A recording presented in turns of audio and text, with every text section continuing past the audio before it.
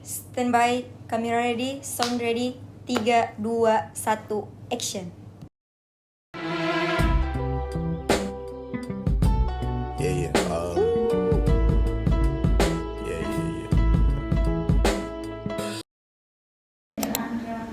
Assalamualaikum warahmatullahi wabarakatuh. Hai sobat-sobat semua.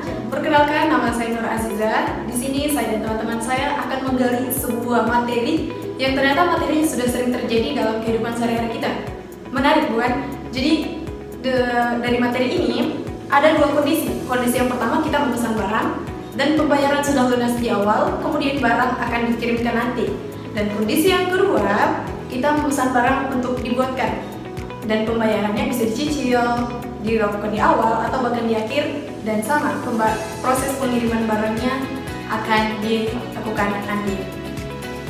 Dari kedua kejadian ini, materi apa ya kira-kira? Jadi materinya yaitu akad salam dan akad istisna.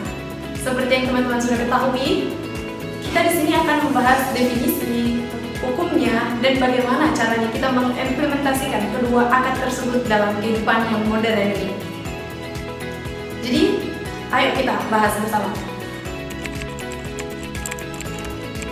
Secara bahasa, akad salam berasal dari bahasa Arab, yaitu salam atau saraf, yang artinya pendahuluan atau bayar di muka. Secara istilah, akad jual beli yang dimana pembayaran dilakukan di awal dan proses pengiriman barangnya akan dilakukan nanti.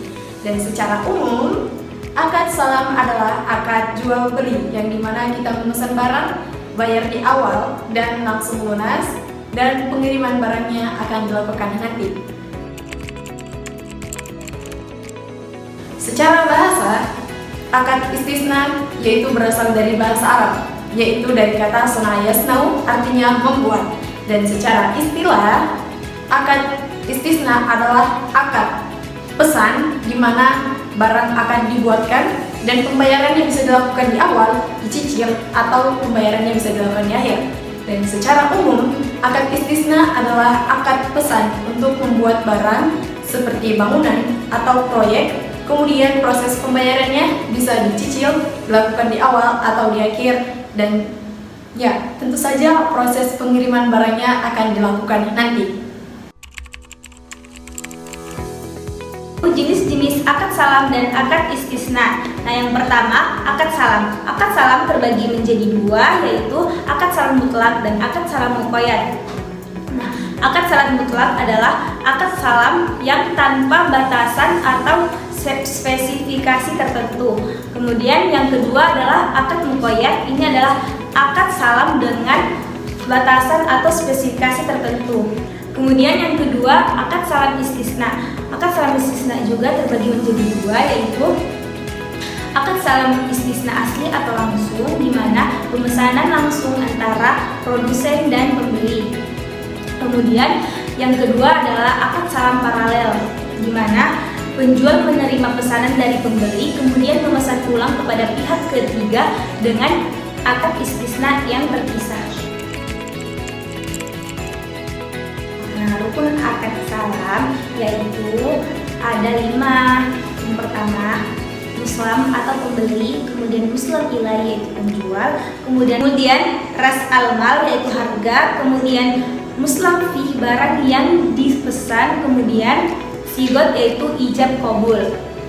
Kemudian akad istisna yaitu mustasni atau pemesan, kemudian ada syari pembuat barang, kemudian ada masnu barang yang dipesan, kemudian ada harga, dan yang terakhir adalah sigot atau ijab kabul. Dalil hukum akad salam terdapat pada Quran Surah Al-Baqarah ayat 282 yang berbunyi, ya ayyuhalladzina amanu idza tadaitum bidainin ila ajalin musamma faktubuh, yang artinya, wahai orang-orang yang beriman, apabila kamu bermuamalah tidak secara tunai untuk waktu yang ditentukan, hendaklah kamu mencatatnya. Kemudian yang selanjutnya adalah dasar hukum akad istisna, terdapat pada Quran Surah Al-Maidah ayat 1 yang artinya, wahai orang-orang yang beriman, penuhilah janji-janji akad itu. Nah, teman-teman, ayo kita bahas materi selanjutnya, yaitu hikmah dan manfaat dari akad salam dan akad istisna. Kita masuk di hikmah dan manfaat dari akad salam. Nah, hikmahnya ini terdiri dari 3 poin. Yang pertama, membantu petani dan produsen kecil. Yang kedua, menghindari riba. Yang ketiga, menumbuhkan kepercayaan dan kejujuran. Nah, teman-teman, setelah kita mengetahui hikmahnya, yuk kita lanjut ke manfaatnya. Manfaatnya di sini ada 3 poin. Yang pertama, bagi pembeli. Di sini harganya bisa lebih murah. Kenapa? Karena pembayarannya ini dilakukan di awal dan lunas. Yang kedua, bagi penjual.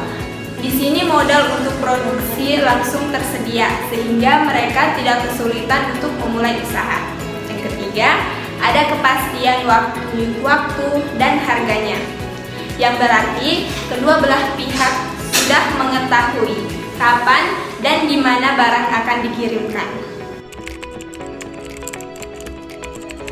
Setelah kita mengetahui hikmah dan manfaat dari akad salam, selanjutnya kita bahas hikmah dan manfaat dari akad istisna.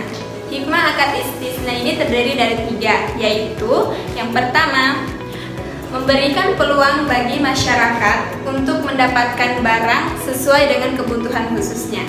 Yang kedua, mendorong perkembangan industri dan konstruksi halal.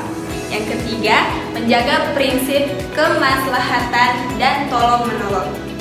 Nah, kita masuk di manfaatnya. Manfaatnya itu terdiri dari 3. Yang pertama, bisa digunakan proyek besar. Yang kedua, pembayaran fleksibel. Yang ketiga, penjual dapat memakai subkontraktor. Sekarang kita masuk di cara penerapan akad salam dan juga akad istisna. Yang pertama adalah akad salam. Akad salam adalah akad yang dibayar dulu barangnya nanti. Seperti contoh kasus ini. Petani ingin menanam padi tapi tidak punya modal. Nah, dengan itu dia bekerja sama dengan pedagang grosir beras. Pedagang itu menyepakati untuk membayar awal kepada petani. Nah, disepakatilah itu setelah 3 bulan kemudian, setelah masa panen, barangnya sudah jadi, hasilnya sudah ada, dan petani menyerahkan hasil panennya kepada pedagang grosir beras, lalu pedagang menjualnya kembali kepada pembeli lain. Yang kedua adalah akad istisna. Akad istisna adalah akad yang barangnya diproduksi terlebih dahulu, bayarnya bisa bertahap atau belakangan. Nah, contoh penerapannya seperti kasus ini. Atipa ingin membeli rumah, tetapi dia tidak punya modal. Nah, jadi itu Atipa berpikir untuk pergi ke bank syariah dan menyepakati dengan pihak bank untuk menggunakan akad istisna. Nah, mereka berdiskusi lah dan menyepakati untuk membeli rumah ini. Nah, setelah itu bank dari pihak bank membeli rumah kepada developer. Nah, setelah rumah dibangun sesuai spesifikasi kesepakatan, nah nasabah membayarlah rumah itu secara bertahap atau terakhir. Ini sesuai kesepakatan dari pihak bank ya teman-teman. Bedanya sama akad salam, akad istisna itu cocok untuk produksi terlebih dahulu, seperti rumah, bangunan, kendaraan, atau barang-barang yang di custom. Nah, barangnya diproduksi terlebih dahulu guys, yang di request itu loh. Nah, jadi itu guys cara penerapan akad salam dan juga akad istisna agar kalian lebih mudah mengetahui. Jadi guys, kalau misalnya kedua akad itu, akad salam dan juga akad istisna dipakai secara luas di Indonesia, maka petani bisa mempunyai modal dan rumah bisa lebih terjangkau dan semua itu tanpa riba. Menurut kalian lebih suka akad salam yang dibayar terlebih dahulu atau bayar belakangan seperti akad istisna? Jawab di kolom komentar teman-teman. Bye-bye!